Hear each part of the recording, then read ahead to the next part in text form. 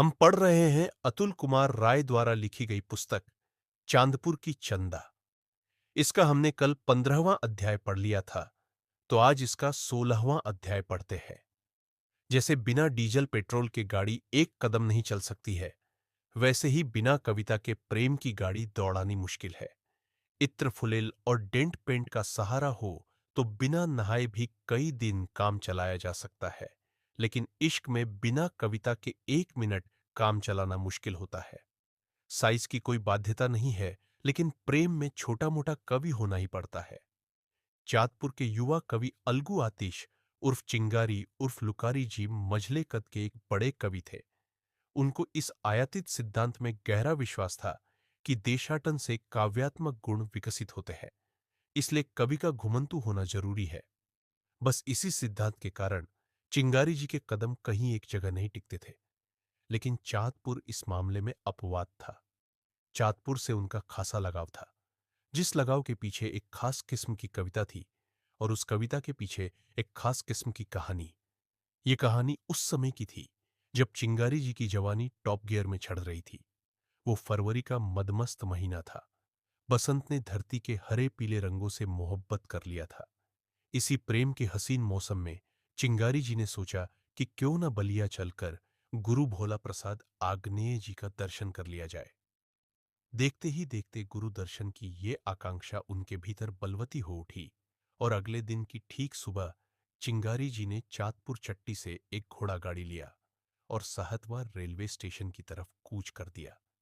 कहते हैं चिंगारी जी की तरह घोड़ा भी अभी मार्केट में नया नया बुद्धिजीवी बना था।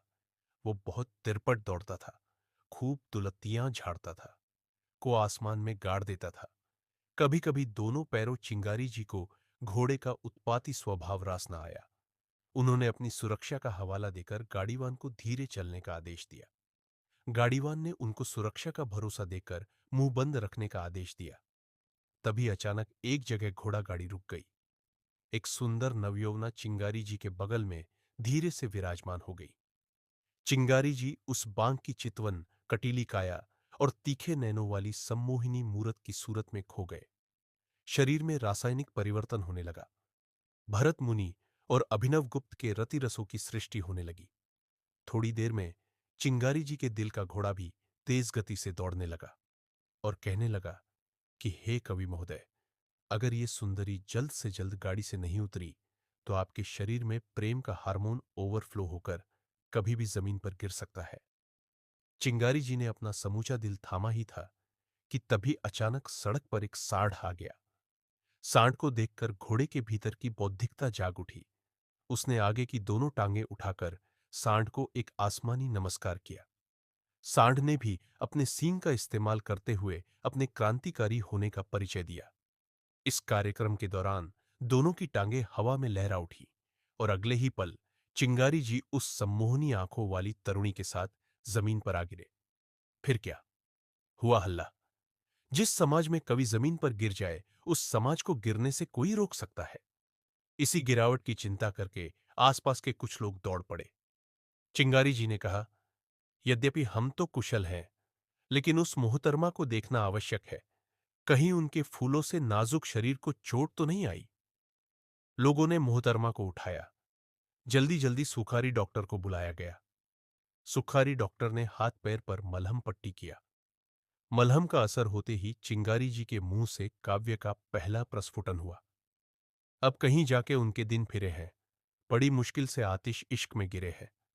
लेकिन इस कविता ने उस छोटिल हाथ पर कोई खास जादू नहीं किया। दर्द बढ़ता ही गया। चलना फिरना मुश्किल होने लगा। तब डॉक्टर सुखारी ने चिंगारी जी को सलाह दिया, हे कवि चिंगारी, आपका इलाज अब हमारे बस की बात नहीं है। आपको अभी दूसरी गाड़ी से बलिया जाकर हाथ की जांच करानी चाहिए, वरना आप भरी जवानी में बेहात हो सकते हैं।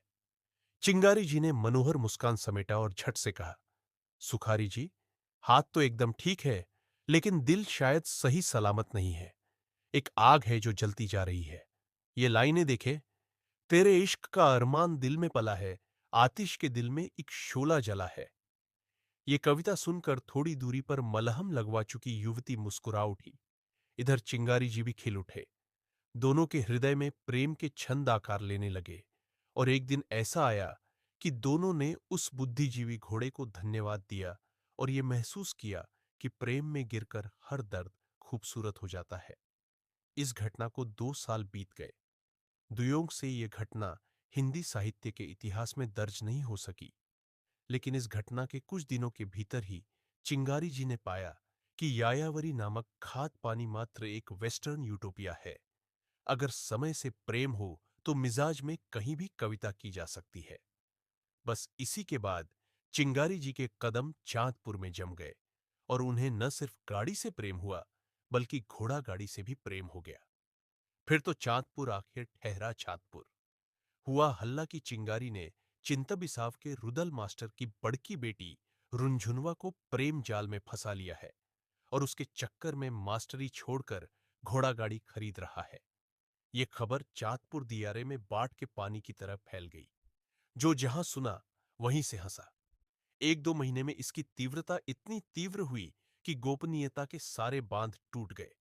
लेकिन जमाने की नापाक नजरों से दूर चिंगारी जी के हृदय में प्रेम की रुंझुन चिंगारियां जलती रही। उस आग में कविताएं पकती रही। एक दिन उसी आग से झाड़ पोंछकर उन्होंने गुरु आग्नेय जी को एक कविता सुनाई। आता नहीं था मजा कभी हमको जीने में, अब तो खुशबू भी आती है। हर वक्त पसीने में, अब और क्या कहे। क्या सुनाए हम ए आतिश इश्क की चिंगारी, जल गई है मेरे सीने में। गुरु आग्नेय जी ने उनकी पीठ थपथपाई। बलिया के कई गरिष्ठ कवियों ने उन्हें कालजयी कवि का आशीर्वाद दिया और देते हुए कहा कि बेटा, ये उम्र घोड़ा पर चढ़ने की नहीं, घोड़ी पर चढ़ने की है। जल्दी करो। लेकिन चिंगारी जी को घोड़ी चढ़ने से सख्त नफरत थी। उनका मानना था कि शादी होते ही आदमी प्रेम करने लायक नहीं रह जाता और प्रेम न करने के कारण कविता करने लायक नहीं रह जाता। इसलिए गरिष्ठ कवियों की बातों को दरकिनार करते हुए उन्होंने प्रेम करना और कविता करना जारी रखा। धीरे धीरे उनका प्रेम छातपुर के दियारे में और कविता जनपद के अखबारों और आकाशवाणी के स्टूडियो में लोकप्रिय हो गई। लेकिन लड़की के पूंजीवादी पिता ने मामले को समझने में जरा भी देर न की और अगले दिन बेटी की शादी एक बीएड बेरोजगार से तय कर दिया। लीजिए, महबूबा की शादी एक बीएड बेरोजगार से तय होने का समाचार सुनकर अलगू आतिश उर्फ चिंगारी जी का हृदय द्रवित हो उठा। दिल से हुक उठ गई। इश्क की पढ़ाई तो A to Z किया, हाय हमने क्यों नहीं बीएड किया। फिर तो उधर रुंझुन जी की डोली उठी और इधर चिंगारी जी के मोहब्बत की अर्थी उठी। महबूबा की विदाई की सुबह रोते अपने गुरुजी के पास पहुंचे। उनके गुरु आग्नेय जी ने कहा कि बेटा, अब तुम जाकर कवित्व को प्राप्त हुए हो। कविता लिखने के लिए हाथ पैर तुड़वाने की नहीं, पहले दिल तुड़वाने की जरूरत होती है। उसी दिन से इस गुरु मंत्र को माथे से लगाकर चिंगारी जी ने गांठ बांध लिया और एक कविता लिखी। कैसे कैसे लोग जी रहे हैं, इस जमाने में बात बिगड़ गई थी हमको बनाने में। तेरे इश्क की आंच इतनी कमजोर नहीं है आतिश। कितने दरिया सूख गए एक चिंगारी को बुझाने में। फिर तो धीरे धीरे काव्य जगत के सारे प्रतिमानों को अपनी कविता की छेनी हथौड़ी से तोड़कर चिंगारी जी ने गांव के नवप्रेमियों के बीच अपार लोकप्रियता प्राप्त कर ली और तय कर लिया कि आज के बाद कहीं एक जगह स्थिर नहीं रहना है। लेकिन चांदपुर का बच्चा बच्चा जानता है कि चिंगारी जी देश के किसी कोने में रहे, वो रामलीला में अपने झोले के साथ प्रकट हो जाते हैं और उनके प्रगटीकरण के बाद ही शुरू होता है रामलीला के पात्रों का चयन। भयंकर रिहर्सल, दिन रात स्टेज बनाने, साउंड लगाने, चंदा जुटाने की मुहिम। लेकिन आज सुबह यह हल्ला हुआ है कि चिंगारी जी ने कलकत्ता में जाकर रासलीला रचा ली है। अब वो चांदपुर की रामलीला में नहीं आएंगे क्योंकि नवंबर में ही ब्याह करने जा रहे हैं। चट्टी पर इस सूचना से दहशत है। कलकत्ता में रासलीला करना कतई नई बात नहीं है। पूर्वांचल के बड़का बड़का बाबू लोगों गांव में मेहरारू छोड़कर जब कलकत्ते में भेड़ा बन गए, ई ससुर चिंगारी तो अभी कुंवारे हैं। अभी सड़क पर इसी बात की चर्चा चलायमान है। मनोहर मास्टर मुंह लटकाए है। बताओ, जब रामानंद सागर ही नहीं आएंगे तो अरुण गोविल अकेले आकर थोड़े रामायण बना लेंगे। खेदन की दुकान पर पंकजवा समझा रहा है, देखो यार, चिंगारी जी आई या ना आइए, हम सीता जी तो बन जाएंगे लेकिन साड़ी नहीं पहनेंगे। बहुत लाज लगता है। फूकन खिसिया उठा। एकदम चूतिया हो क्या रे? पैंट शर्ट पहनकर कोई भला सीताजी बनता है? बात तो सही है, लेकिन क्या किया जाए? गांव में जो प्रमोदवा सीताजी बनता था, वो जोधपुर की स्टील फैक्ट्री में अब लेबर हो गया है। कौन सीताजी बनेगा? किसी ने राय दी, इससे अच्छा है कि अंधा आशिक और अंधी लड़की नाटक खेल लिया जाए। उसमें 32 हीरो और 42 गुंडा है। सीता या राधा जी बनने का झंझट एक खत्म करो। फूकन फिर खिसिया उठा। तुम एकदम खत्म आदमी हो क्या? चारों ओर सीजन रामलीला का चल रहा है, तो तुम अंधा आशिक लड़का और अंधी लड़की खेलोगे? देखे ना, परियार साल सरस्वती पूजा में कैसा नाटक हुआ कि तिलेसरा का लड़का सही में लल्लनवा के लड़के को छुरा मार दिया। उतर गया ना अंधा आशिक? तब से सरस्वती पूजा में नाटक नहीं होता है, पर्दा वाला सिनेमा ही आता है। तब तक मंतोष ने एक और समस्या प्रकट की। ए भाई, सीता जी को छोड़ो, पहले ये बताओ, जब राजा जनक ही नहीं रहेंगे तो सीता जी रहकर क्या करेंगी? खबर है कि सुखदेव चौधरी के हाइड्रोसील का ऑपरेशन हुआ है। अब कौन राजा जनक बनेगा? अरे छोड़ो यार, सीता जी और जनक जी तो मिल जाएंगे, लेकिन अभी सबसे बड़ी समस्या है कि जो रामलीला वाला पोथा में सीन और डायलॉग लिखा था, वो रास बिहारी सिंह के दालान के साथ ही बाढ़ में बह गया। अब क्या होगा? कैसे डायलॉग बोला जाएगा? सारे लड़के चिंतित हो उठे। हे बजरंगबली, दया करिए प्रभु। एक तरफ रामलीला के डायरेक्टर अलगू आतिश उर्फ चिंगारी जी ने रासलीला रचा ली, तो दूसरी तरफ रामलीला की स्क्रिप्ट बाढ़ में बह गई। कभी कभी तो मन करता है कि बंद करो, अब रामलीला नहीं होगा। पर्दा का सिनेमा मंगा दो, उस पर ही रामलीला देख लिया जाएगा। आज आसपास के कई गांवों में राम जी का जन्म भी हो गया और राम जी वन भी चले गए। यहां अभी तक बैनर, पोस्टर और सामियाना साउंड तक नहीं लगा। आसपास के सब लोग यही ना कहेंगे कि बाढ़ से कंगाल हो गए हैं चाँदपुर वाले, खाने बिना मर रहे हैं। रामलीला तक नहीं खेल सके। चुप रहो भाई, चुप रहो। सत्य प्रकाश ने गांव के सभी लड़कों को फूकन की दुकान पर बटोर दिया। सारे लड़के सावधान की मुद्रा में आकर उसे सुनने लगे। देखो भाई, हम जा रहे हैं चौबे छपरा। वहां पर एक फर्स्ट क्लास विद्वान है। संपूर्णानंद यूनिवर्सिटी से पढ़े हैं। 4 इंची का लमहर टीका करते हैं। वही डायरेक्टर रहेंगे। भाड़ में जाई चिंगारी फिंगारी लुकारी।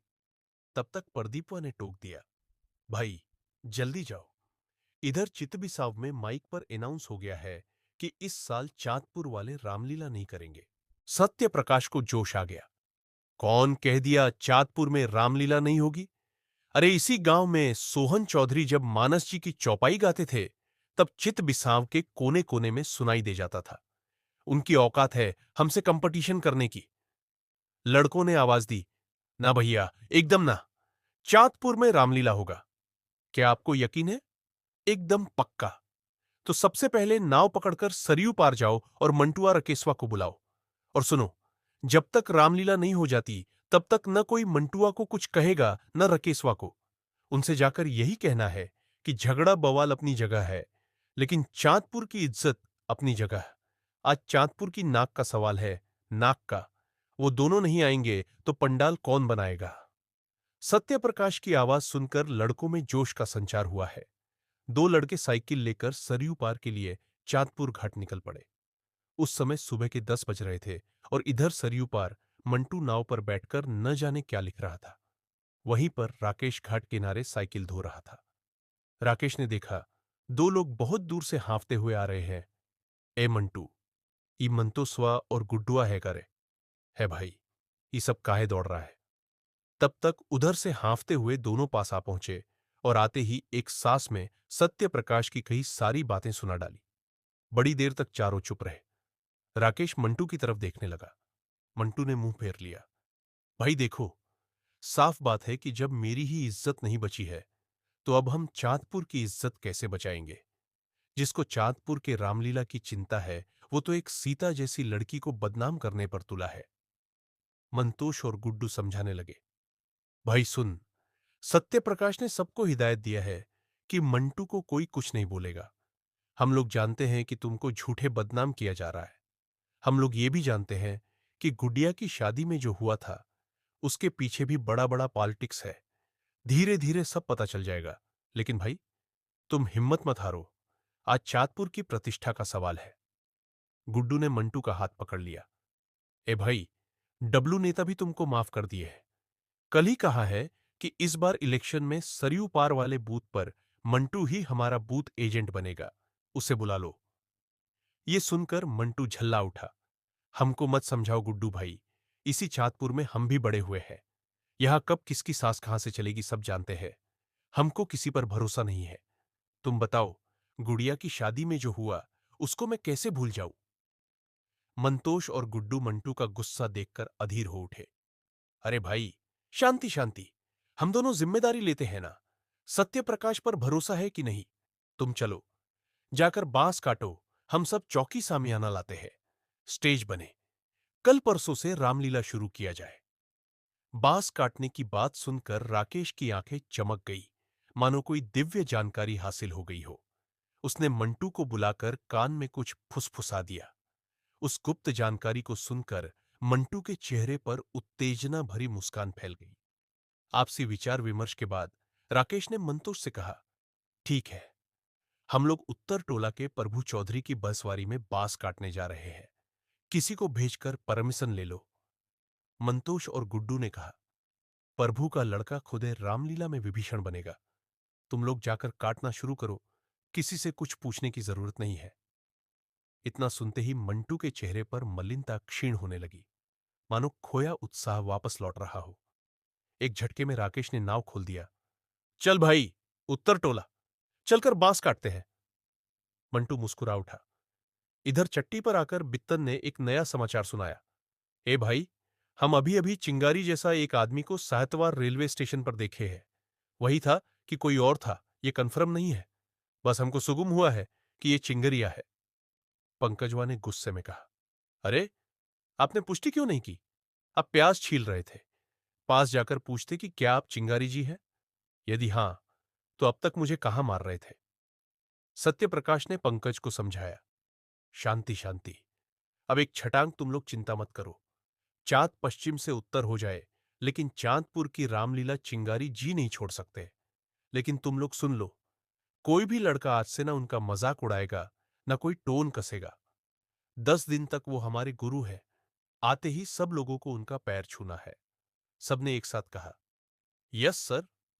उधर उत्तर टोला में राकेश और मंटू बंसवारी में बांस काटने लगे, लेकिन मंटू बार बार बांस की तरफ कम सामने वाली खिड़की की तरफ देखता है। राकेश हिदायत देता है, यार हथवा कट जाएगा भाई। आरी चला रहे हो बांस पर और देख रहे हो खिड़की पर। अब मंटू कैसे कहे कि उसकी नजरें खिड़की से हटती नहीं है। हाथ कटे तो कट जाए, आखिर जिंदगी कैसे कटेगी? अब तो बस इस बात की चिंता है। कहते हैं, इस बंसवारी का यह हिस्सा पिंकी के घर का पिछला हिस्सा है, जिसकी एक खिड़की बंसवारी की तरफ खुलती है। अभी बांस काटता मंटू ठीक उसी भाव में खड़ा है, जिस भाव में कोई भक्त बंद मंदिर के बाहर खड़ा होता है। इस समय जितने देवी देवता की तस्वीरें उसने देखी है, सब एक एक करके याद आ रही है। होठों पर यही दुआ है कि काश खिड़की से पिंकी एक बार झांक देती। काश एक बार वो देख तो लेता। लेकिन खिड़की है जो उसकी किस्मत की तरह न जाने कब से बंद पड़ी है। इधर बंसवारी के बांस आपस में टकराने लगे हैं। मंटू के दिल की धड़कन बढ़ने लगी है। राकेश बांस काटता जा रहा है, लेकिन उसका भी ध्यान खिड़की की तरफ लगा है। वो मंटू को हिदायत दे रहा है, यार तेजी से काटो ना, काहे इतना समय लगा रहे हो? ए राकेश, का रे? यार अगर नवंबर में पिंकी की शादी होगी तो इसी बंसवारी से माड़ू का बांस काटा जाएगा ना? हम भाई, पूनम की शादी में तो यहीं से कटा था। इतना सुनते ही मंटू के दिल और हाथ दोनों बैठने लगे। उसका मन किया कि अभी इस बंसवारी को फूंक दे, लेकिन अपनी निरी मूर्खता पर उसे तरस आया और वो आरी लेकर बेहिसाब उग आई अपनी उदासियों को काटने के लिए जमीन पर बैठ गया। इधर चांदपुर चट्टी पर अभी अभी एक घोड़ा गाड़ी आकर रुक रही है। गाड़ीवान ने गाड़ी से एक बक्सा उतारा है। चट्टी के लोग हैरान हैं कि भाई इतना बड़ा बक्सा लेकर ये कौन आ गया। ये रंगीन कुर्ता, रंगीन जूता, रंगीन सदरी, दाढ़ी, लेकिन मोंछ गायब। ये कौन मुलुक का आदमी है भाई? तभी गुड्डू चिल्लाया, ए फोकन, ए पंकज, ए मनीष, देखो चिंगारी जी आ गए। ए भाई, इनका मोंछ कौन मुड़वा दिया रे? लीजिए। चिंगारी जी को देखते ही सब दौड़े हैं। सबकी जान में जान आ गई, मानो सबसे बड़ी समस्या का हल मिल गया। सबने एक साथ उनको प्रणाम किया। चिंगारी जी के चेहरे पर मुस्कान तैर गई। प्रदीप ने बक्से की तरफ इशारा किया। इसमें क्या है? इसमें राम जी का ड्रेस, रावण का मुकुट, तलवार, तीर धनुष और भाला है। इस बार रावण के दरबार में लाठी लेकर कोई नहीं खड़ा होगा। न ही हनुमान जी की पूंछ के लिए धान काटकर पुआल सुखाया जाएगा। ये सुनते ही सबकी आंखें चौड़ी हो गई। वाह चिंगारी जी वाह! देर आए लेकिन दुरुस्त आए। लीजिए। किसी ने बक्सा पकड़ लिया तो किसी ने उसमें से तलवार निकाल लिया। किसी ने कहा, ए भाई, दूर हटो। इसे छूने से पहले हाथ धो लो। ये राम जी का ड्रेस है। इधर चिंगारी जी एक एक करके सब लोगों की खबर लेने लगे। बाढ़ में कोई समस्या तो नहीं हुई? रमेश सर जी ठीक है? गुड़िया का क्या समाचार है? झांझा बाबा का हाथ ठीक हुआ? सत्यप्रकाश ने पूरे गांव की खबर उनको दी और बताया, चाँदपुर एकदम सही सलामत है। बस रासबिहारी की दालान से रामलीला वाला पोथा बाढ़ में बह गया। ये सुनते ही चिंगारी जी के चेहरे पर 12 बज गए। हो गया ना अनर्थ। वो पोथी मेरे दादा गुरु कवि सूरज जलजला ने मुझे दिया था और कहा था कि बेटा, रामलीला बस प्रभु की लीला नहीं है, वरन भारत के लोकमानस का चलचित्र है। इसे तुम आगे बढ़ाना। उनकी आखिरी निशानी डूबने से पहले चाँदपुर को डूब जाना था ना सत्यप्रकाश जी। भावुक हो रहे चिंगारी जी को सत्यप्रकाश ने समझाया। अरे, कवनो बात नहीं महाराज। आप साथ हैं तो चाँदपुर के लड़के रामायण, क्या महाभारत भी खेल लेंगे। ये तो ठीक है, लेकिन इस स्टेज प्रबंधन का क्या हुआ? गुड्डू ने प्रगति रिपोर्ट जारी कर दिया। गुरुजी, मंटू और राकेश बांस काट रहे हैं। फूकन का टेंट, सामियाना और साउंड है ही। मेरे जिम्मे साफ सफाई है, वो सब हो जाएगा। रहा रिहर्सल और चंदा, तो सारा खर्चा इस बार डब्लू नेता दे रहे हैं। बाकी दान पात्र में कुछ आ ही जाएगा। चिंगारी जी ने प्रसन्नता जाहिर की। ठीक है, कल से दिन भर शिवजी के मंदिर में रिहर्सल होगा। सब लोग 9 दिन तक शुद्ध सात्विक रहेंगे। कोई मांस मछली, लहसुन प्याज नहीं खाएगा। ब्रह्मचर्य व्रत करना भी अनिवार्य है। लीला की शुद्धता तभी बनेगी। सबने एक साथ कहा, जी गुरुजी। पंकज ने पूछा, ए गुरुजी, जो राक्षस बनेंगे उनके लिए तो कोई रोक टोक नहीं है ना? तब तक एक और लड़के ने चिंता प्रकट की। ए गुरुजी, हमारा नया नया ब्याह हुआ है। किसी दिन कुछ इस बीस हो गया तो सब लीला नसा जाएगा। इसलिए हम रावण की पार्टी में ही रहेंगे। सारे लड़के मुंह दाबक कर हंसने लगे। हे यार, गंदा बात नहीं, एकदम नहीं। सत्य प्रकाश खिसियाया। तुम साले कुंभकर्ण ही बनो। सबसे आराम उसी में है। सोते रहना आराम से। ए मजाक एकदम बंद करो। सरस्वती पूजा का सिनेमा नहीं है। इसमें एकदम सीरियस रहना है। जाओ मंटू को देखो, बांस काटकर ठीक करवाओ। हम लोग शिव जी का मंदिर धोते हैं। गुड्डू को छोड़कर सारे लड़के शिव मंदिर की तरफ चल दिए। इधर 1 डेढ़ घंटे में देखते ही देखते राकेश ने 10-12 बांस काट दिया है। अब सबको छील छाल कर सजाया जा रहा है। दोनों पसीने पसीने हो गए हैं। मंटू हाथ कहीं और चला रहा है, टांगी कहीं और चल रही है। खिड़की खुलने की सारी उम्मीदें माटी में मिल चुकी है। तभी अचानक राकेश फुसफुसाया, खुल गई रे भाई, फेंक फेंक। मंटू ने देखा, पिंकी का चेहरा नजर नहीं आ रहा है, लेकिन उसके होने का आभास हो रहा है। मंटू की आंखें चमक उठी। उसने मुस्कुराते हुए वहीं से बैठे निशाना लगाया और देखते ही देखते कागज का टुकड़ा एक झटके में उस पार चला गया। लेकिन ये क्या, खिड़की झट से बंद हो गई? इसके पहले कि मंटू की सांस अटकती, तब तक झट से खिड़की खुली और एक कागज का टुकड़ा उसके कदमों में गिर गया। मंटू ने उठाकर उसे चूम लिया। तब तक दूर से गुड्डू ने आवाज दी, ए मंटू, जल्दी चलो रे, शिवाला में चिंगारी जी तुमको बुला रहे हैं। दिन की लगातार मेहनत के बाद स्टेज तैयार है। रिहर्सल चल रहा है। शिवाला के सामने लीला की प्रस्तुति होनी है। शाम से ही भीड़ लगनी शुरू हो गई है। आसपास के गांवों के लोग इकट्ठा हो रहे हैं। देखते ही देखते स्टेज के अगल बगल छोटे मोटे मेले का स्वरूप हो गया है। गांव के ही कई लोगों ने अपनी छोटी छोटी दुकानें खोल ली है। स्टेज के सामने खेदन, दीना और झांझा बाबा भी बैठे हैं। और इधर दीना की माई, उनकी मेहरारू, उत्तर टोला की कलावती, पश्चिम टोला की परमेश्वरी बैठी है। दीना की मेहरारू पियर रंग की छींट वाली साड़ी पहनी है और लाल लाल चूड़ी। माथे पर बड़की बिंदी लगाकर जब जब घूंघट से ताककर हंसती है तो ऐसा लगता है कि बिना बल्ब के ही अंजोर फैल रहा हो। इधर माइक से अनाउंस हो रहा है, दोस्तों, आदर्श रामलीला समिति चांदपुर आपका हार्दिक स्वागत और अभिनंदन करती है। बस कुछ ही देर में रामलीला शुरू होने जा रही है।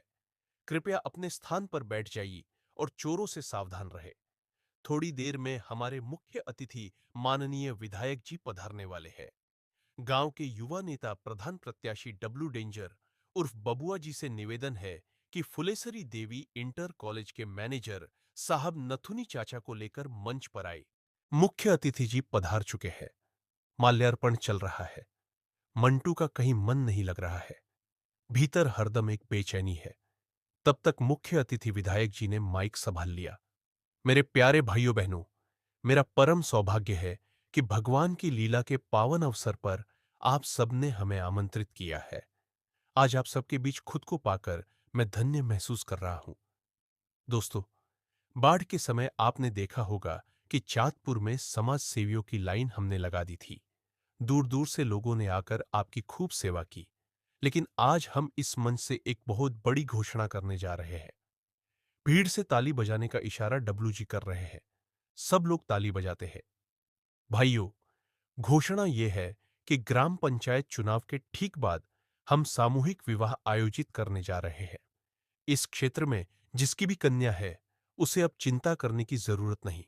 हम उसकी शादी का सारा खर्च उठाएंगे। आज के ठीक 1 महीने बाद विवाह के लिए रजिस्ट्रेशन शुरू किया जाएगा। जो लोग आर्थिक अभाव में बेटी की शादी नहीं कर पा रहे हैं, वो एकदम चिंता न करें। आपका बेटा आपके साथ खड़ा है। जनता के बीच तालियों की गड़गड़ाहट गूंज रही है।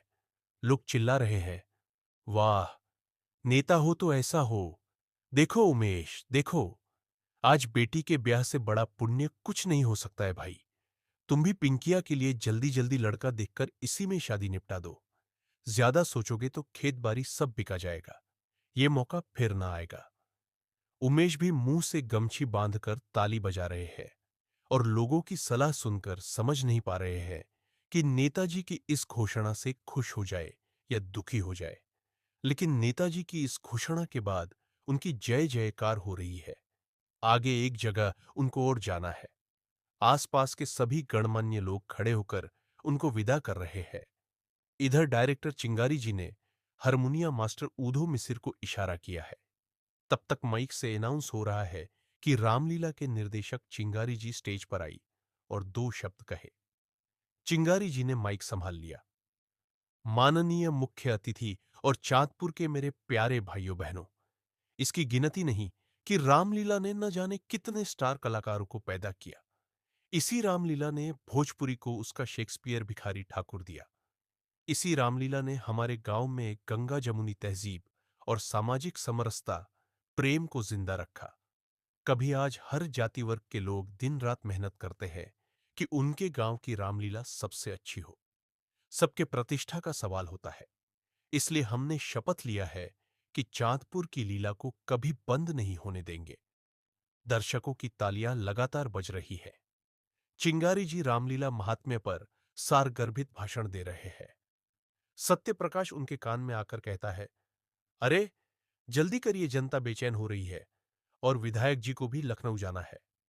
चिंगारी जी के गंभीर भाषण के बाद एक बार फिर जोरदार ताली बजती है। महिलाएं खुसुर फुसर बतिया रही हैं। ए मोनू की माई, लगता है कि बंगाल की जादूगरनी ने चिंगारी पर जादू कर दिया है। तब तक हारमोनियम मास्टर ऊधो मिसिर ने धुन छेड़ दी। दिल दिया है जान भी देंगे ए वतन तेरे लिए। ढोलक वाले बिसेसर भाई लग रहा है कि आज मेहरारू से मार खाकर आए हैं। माइक वाले फूंकन पर खिसियाते हुए कहरवा ताल की ऐसी की तैसी कर रहे हैं। जनता ताली बजा रही है। महीनों की बाढ़ और दुख झेलने के बाद ये सामूहिक प्रसन्नता का पहला मौका हाथ आया है। कोई इस क्षण को गंवाना नहीं चाहता है। बस थोड़ी देर में रामलीला शुरू होने जा रही है। डायरेक्टर साहब चिंगारी जी स्क्रिप्ट लेकर पर्दे के पीछे तैयार है। लग रहा कि रामानंद सागर मरने के पहले अपनी सारी वसीयत इन्हीं को लिखकर गए थे। कभी इधर जाते हैं, कभी उधर, कभी अंदर, कभी बाहर। कभी लक्ष्मण को नसीहत दे रहे हैं, तो कभी सीता जी को समझा रहे हैं। यद्यपि सब ठीक है, लेकिन आप संवाद बोलते हैं तो कहीं से नहीं लगता है कि आप सीता जी हैं। कल्पना करें और मां सीता की शालीनता और उनकी सौम्यता को आत्मसात करें। सत्य प्रकाश बीच से ही बात काट देता है। हाँ यार, लगता ही नहीं कि तुम्हारे हस्बैंड अब वन में जा रहे हैं। थोड़ा सा फीलिंग और यार सिचुएशन समझो। ए भाई, एक ही आदमी को डायरेक्टर होने दो। तुम का बिछुआ में बोल रहे हो। इसी हो हल्ला के बीच मंच पर पर्दा गिरने ही वाला है। लेकिन ये क्या, पर्दे के पीछे अभी राजा दशरथ बैठकर बीड़ी पी रहे हैं। बगल में भरत से कुंभकर्ण ने कहा है, थोड़ा टॉर्चवा हमारा चार्ज में लगा दो ना। सरवा घरवा जाते समय कुकुर दौड़ा लेता है। बाबूजी अलगे खिसियाते हैं कि खेत जोताया नहीं अब तक, और इनको रामलीला की पड़ी है। जब से रामलीला करने आ रहे हैं, घर में रोज महाभारत हो रहा है यार। उधर लक्ष्मण जी को बहुत तेज से 2 नंबर लगा है। निपटने के लिए गए हैं। उनको मेघनाथ जोर से डांट रहे हैं। दिन भर काहे खाते रहते हो भाई? जवने मिलता है तवने खा लेते हो। पेट ठीक नहीं रह रहा तो कायम चूर्ण खाया करो। लेकिन ये क्या, एक तरफ पेट पकड़कर लक्ष्मण जी सुपर्णखा जैसा मुंह बनाकर मेघनाथ को समझा रहे हैं, चुप रहो बे। उतनी काला तुम्हारी भौजी ने लिट्टी चोखा बना दिया था, बुझाया नहीं, उरेप खा लिए है। अब लीजिए, राजा जनक तो आए ही नहीं। पता चल है कि उनके हाइड्रोसिल का ऑपरेशन हुआ है। अब का होगा? तो आज दक्षिण टोला के मुखदेव चौधरी को राजा जनक का पार्ट मिला है। चौधरी जी समाजवादी नेता है, लेकिन आज अभिनेता का पार्ट मिला है तो मारे खुशी के उछल रहे हैं। उनको डायरेक्टर साहब चिंगारी जी ठेठ भाषा में समझा रहे हैं, देखो, माइक के सामने जाना तय मत समझ लेना कि धरती पुत्र मुलायम सिंह जी आ रहे हैं और तुम रामगोविंद चौधरी के खास आदमी हो। याद रखना कि तुम राजा जनक हो, मुखदेव नेता नहीं। चौधरी एकदम मूंछ पर ताव देकर कहते हैं, अरे ना महाराज, का आप बात कर दिए। वो तनी दिन भर दूध बेचे है तो तनी जमाई ले रहे हैं, बाकी सब ठीक है। चिंगारी जी सबको डांटते हैं, मजाक बंद करें और 5 मिनट श्री राम जय राम का जाप करें। ए भाई, सब लोग आप तैयार रहें। लहरा खत्म होते ही मंच पर झांकी का दर्शन होगा, आरती होगी। इधर दर्शक भी तैयार है। पर्दा गिर रहा है। कुछ लौंडे कभी कभी महिला दीर्घा में देखते हैं तो कभी मंच पर। उनको रामलीला से क्या मतलब? उनको रासलीला सूझ रहा है। अपनी वाली आई है कि नहीं, ये कंफर्म कर रहे हैं। अब पर्दा गिर गया है। कोई जोर से माइक में चिल्लाता है, हर वर्ष की भांति इस वर्ष भी आदर्श रामलीला कमेटी आपका हार्दिक स्वागत अभिनंदन बंदन करती है। माहौल एकदम भक्तिमय। हारमोनियम मास्टर ने धुन बदल दिया। स्नेह डालना बहुत कुछ नहीं है, लगाना और निभाना बहुत कुछ है। मंटू बड़ा उदास है, मानो आज राम जन्म नहीं सीता हरण होगा। ढोलक मास्टर जमका के ढाक तिनक घिनताक ढिनक धिन बजाकर सम पर आ गए हैं। माहौल शांत। अब मंगलाचरण शुरू। मंगल भवन अमंगल हारी। क्या दिव्य माहौल हो गया। आज राम जन्म का प्रसंग है, लेकिन सबसे पहले राम दरबार की झांकी दर्शन, फिर आरती। वाह, देखो तो एक लाइन में राम लक्ष्मण सीता चले जा रहे हैं। और ये देखो जरा रामचंद्र जी को, कितना दिव्य स्वरूप है। कहीं से लग रहा है कि मनोहर मास्टर ही राम जी बने हैं। अरे बड़ा चमक रहे हैं जी। लग रहा कि उनका तनख्वाह मिल गया है। सब लोग आंख बंद कर हाथ जोड़ लेते हैं। प्रेम से बोलिए सियावर रामचंद्र की जय। गायक उधो मिश्रा गा रहे हैं, बाबा तुलसी की चौपाई। उभय बीच सिय सोहती, ऐसे ब्रह्मजीव बीच माया जैसे। वाह, क्या कह दिया तुलसी बाबा ने। तब तक कोई कमबख्त अनाउंस करता है, सुखारी मेडिकल स्टोर की तरफ से 11 रुपया का पुरस्कार आया है। आदर्श रामलीला कमेटी हार्दिक स्वागत वंदन करती है। दर्शकों में कुछ पढ़े लिखे लोग हंस रहे हैं। रामलीला शुरू हो गई। बार बार जयकारा लग रहा है। बोली बोली सियावर रामचंद्र की जय, लगले लखनलाल की जय, महावीर हनुमान की जय। चांदपुर का कोना कोना इस शंखनाद से गूंज रहा है। रात के 9:30 हो रहे हैं। माइक से फिर आवाज आ रही है, फजलू बैंड पार्टी ग्राम चांदपुर के प्रोपराइटर मोहम्मद फजलुद्दीन ने राम जी की झांकी देखकर 101 रुपया का सहयोग दिया है। आदर्श रामलीला कमेटी आपका हार्दिक स्वागत करती है। इधर मंटू न जाने कहां खोया है। हाथ उसके झांकी के सामने जुड़ गए हैं। हवा चलने लगी है। ऐसा एहसास हो रहा कि अब गर्मी जाने वाली है, लेकिन मंटू का पसीना सूखता नहीं है आजकल। राकेश ने पूछा, क्या हुआ है? चिट्ठी पढ़े? मंटू खामोश है। मुंह से आवाज नहीं निकल रही है। हाथ वैसे ही जुड़े हैं। नजरें झांकी की तरफ लगी है। लगता है जैसे अब रो देगा। बताओ, चुप क्यों हो? क्या लिखा है पिंकी ने? अचानक मंटू के रोने की आवाज मुंह से निकल आई है। राकेश का दिल भी रोने लगा है। फिल्मों में प्रेमिका के लिए रोते हुए हीरो को उसने बहुत देखा था, पर आज पहली बार उसका हीरो उसके सामने रो रहा है। क्या हुआ बताओगे? क्या लिखा है पिंकी ने? मंटू का सिर उठता नहीं है, न ही मुंह से आवाज आती है। बोलो ना यार, क्यों छिपा रहे हो? क्या सच में उसकी शादी तय हो गई है?